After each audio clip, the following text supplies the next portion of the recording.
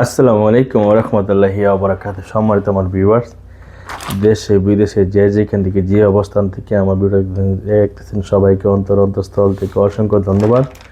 আমি মিস্টার তোদানি বলতেছি kingdom of Saudi আরব থেকে। সো আজকে আমি যে বিষয় নিয়ে কথা বলবো বিষয়টা হচ্ছে এই যে আমি প্রায় সময় বলে থাকি দেশের জিনিস কিন্তু বিদেশেও পাওয়া যায়, সেটা যদিও অ্যাভেলেবল না হয় তবে পাওয়া যায়, কিন্তু তা একটু কস্টলি। জিনিসের জিনিসের উপরে ভিত্তি করে একটু দামটা একটু কম বেশি হয়ে থাকে, কিন্তু পাওয়া যায় বাস্তব। গত কিছুদিন আগে আমি জিনিস আমি দেখিয়ে নিই। তো এই হচ্ছে বাংলাদেশের, এটা আমাদের ভাষায় বলা হয় অরিজিনাল ছুরি চটকি। এটা কিন্তু বিশাল বড়। হ্যাঁ, সো আমি মার্কেটে গিয়েছিলাম, এই যে দেখেন ছুরি চটকি। সো মার্কেটে যাওয়ার পরে আমি দেখলাম কেসকি শুটকি এক দোকানে। তারপরে আমি বললাম যে কেসকি শুটকি, সো কেসকি শুটকি ছাড়া কি আপনাদের কাছে আর অন্য কোনো শুটকি নাই? তো উনি বলতেছে কি শুটকি লাগবে আপনার, হ্যাঁ? সো আমি বললাম ছুরি শুটকি আছে। তখন উনি ফ্রিজ থেকে আমাকে বড় বড়, এই যে এটা কিন্তু অনেক বড়, 1 ফুটের উপরে হবে, হ্যাঁ, আমাকে নামিয়ে দেখালো। তারপরে দামটা একটু কষাকষি করে যেভাবে হোক নিয়ে নিলাম। কিন্তু আমার কাছে ভালো লাগছে অথেন্টিক অরিজিনাল দেশের ছুরি শুটকি। আসলে সৌদি আরবে এটা আসলে, যদিও এটা বাংলাদেশি সব ছিল, এই সুবা দেই হয়তো বা মিলা পাইলাম না হয়তো পাওয়াটা একটু মুশকিলই ছিল বটে। সো এর আগে কখনো আমি এত বড় ছুরি শুটকি সৌদি আরবে আমি কিনিনি, তবে কিনছি অনেক ছোটো ছোটো, কি এত বড় পাওয়া যায় না, আমি কিনিনি আর কি। হয়তো অন্য কেউ কিনলে কিনতে পারি, কিন্তু প্রায় 1 হাতের উপরে। সো মজার বিষয় হচ্ছে এখানে আমি হাফ কেজি নিয়েছি 6 পিস। তো আমার সাথে আমরা দীর্ঘদিন ধরে আছি, অনেক ভিডিওতে মেনশন করেছি যে কাশেম ভাই, শফিক ভাই। সো কাশেম ভাইকে দিয়েছিলাম রান্না করার জন্য। সো আমি বলে দিয়েছিলাম অরিজিনাল অথেন্টিক ছুরি শুটকির মধ্যে কিন্তু আপনার থাকে, পাথর থাকে। সো পাথরগুলি কিন্তু ফালাই দিয়েন। সো উনি কী বলতে, আমি গার সহকারে ফালাই দিছি। সো ভাগ্যিস আজকে খেতে বসে দেখি পাথরের মধ্যে পাথর। তারপরে আমি বললাম কাশেম ভাই আপনার পাথর ফালাইছেন?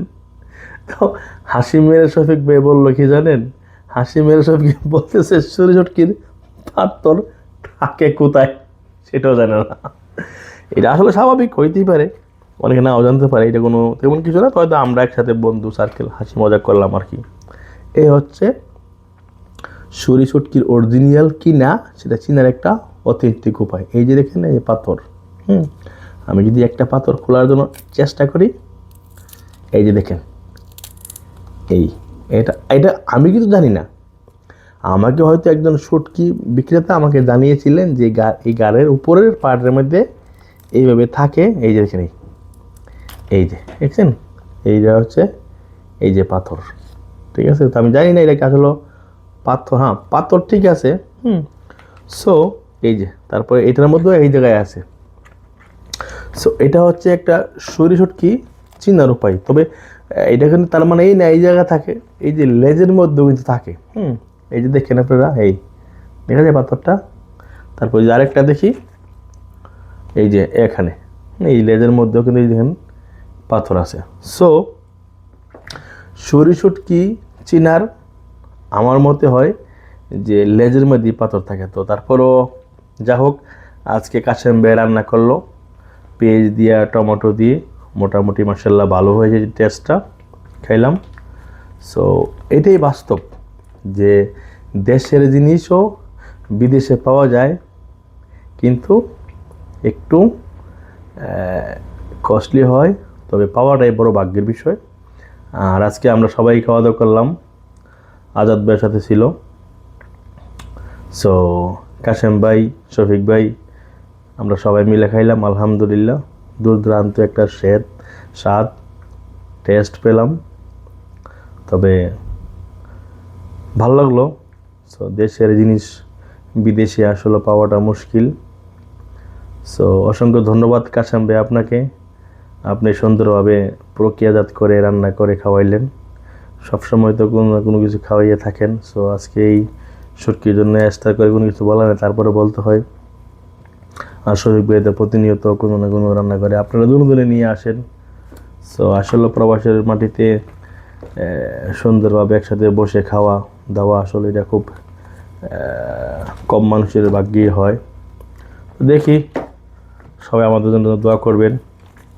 আর এটা হচ্ছে তাবুক শহরে গেলে বাংলাদেশি মার্কেটের আশেপাশেই এরকম বড় বড় বাংলাদেশি শুটকি আপনারা পাবেন। সো আশা করি যদি আপনারা কারোর প্রয়োজন মনে হয় শুটকি, তো ওখানে গেলে আপনারা কিনতে পারবেন। তো শুটকিগুলা প্রচুর গ্যারান, সেম বাংলাদেশি শুটকি, তো সো খুব ভালো। তবে অনেকে বলতে পারে শুটকিগুলো বাংলাদেশের কি না। এখানে 1 মিনিট, সরি, এই শুটকিগুলি বাংলাদেশের না, শুটকিগুলি হচ্ছে মায়ানমার। ও বাংলাদেশি মায়ানমার এক কথাই। যেহেতু মেনশন করা আছে, আমি তো আর এটার বাইরে যেতে পারবো না, যেটা আসে সেটাই আমি বললাম।